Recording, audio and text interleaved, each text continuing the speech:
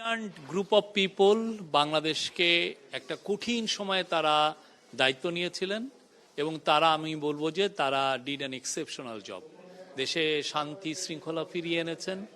দেশের ইকোনমিকে মজবুত করেছেন, একটা ভঙ্গুর আর্থকোয়েক শ্যাটার্ড ইকোনমিকে উনি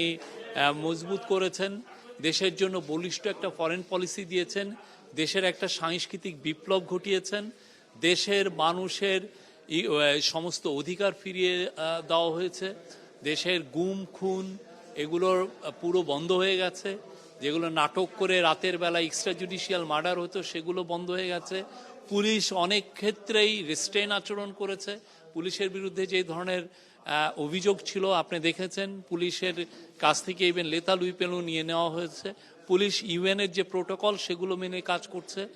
দেশের আমি বলবো যে অনেকগুলো নতুন ল হয়েছে, প্রায় 130টার মতো, যেটা মানুষের জীবনের আপনার জীবনের মঙ্গল আনার জন্য, জীবনের আমাদের ইকোনমিকে আরও সামনে এগিয়ে নেওয়ার জন্য, আমাদের দেশকে একটি সুজলা সুফলা এবং শান্তিপূর্ণ দেশ হিসেবে এবং যেখানে মানুষের অধিকার সমুন্নত এমন একটা দেশ করার জন্য একদম অনেক কাজ করবে। দেশের যারা গুম খুনের সাথে জড়িত ছিলেন তাদের বিচার হয়েছে, শেখ হাসিনা সহ অনেকের বিচার হয়েছে এবং দেশের আপনার যে ইকোনমিক যে অধিকার,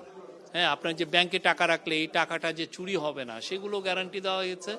আমি বলবো যে একটা 18 মাসে একটা তারা যে কাজগুলো করেছেন এটা অসম্ভব, মানে এক একজন যেই পরিমাণ কাজ করেছেন আনবিলিভেবল। বাংলাদেশ কিছুই হারায়নি, বাংলাদেশ সামনের দিকে আরও ভালো দিকে যাবে। না, আমি বলবো যে সবগুলোই কমে আসছে, বাংলাদেশের ইকোনমির যে সক্ষমতা সেই তুলনায় সব কিছু কমে আসছে। আপনার ঋণ বাড়তে পারে কিন্তু আপনার যদি সক্ষমতা বেশি থাকে, যে না আপনি এখন 20,000 টাকা ঋণ নিলেন কিন্তু আপনার ইনকাম যদি 50,000 টাকা থাকে তাহলে আপনার 20,000 টাকা আপনার দিতে কষ্ট হয়, কিন্তু আপনার ঋণ বেড়ে যদি 30,000 টাকা হয় কিন্তু আপনার সক্ষমতা যদি আপনার বেতন যদি 1 লাখ টাকা থাকে তখন 30,000 টাকা দিতে অসুবিধা হয় না। আমাদের সেই জায়গাটায় আমরা গিয়েছি।